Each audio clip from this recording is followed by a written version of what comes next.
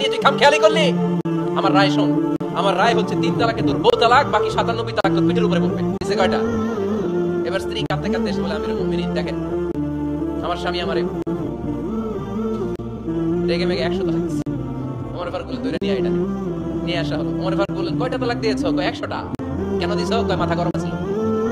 এরকম আছে না? তালাক দেওয়ার সময় সব তালাক, তুই তালাক, তোর মা তালাক, তোর বোন তালাক, সব তালাক। তালাক দিবে ওয়াইফ রে, দিতেছে সবাই রে। ওমর ফারুক বললেন দিবে 3টা, 100টা দিলা কেন? কয় মেজাজ গরম ছিল। কয় দাঁড়া, আত-তালাকু মিন শাআইরিল্লাহ, তালাক হচ্ছে আল্লাহর দেয়া বিধানের একটা নিদর্শন। এটা এরকম বিচারের দরকার আছে না নাই? এরকম দৃষ্টান্তমূলক বিচার যদি বাংলার জমিনে দেয়া হতো, আর কোন নারী ধর্ষিতা হতো?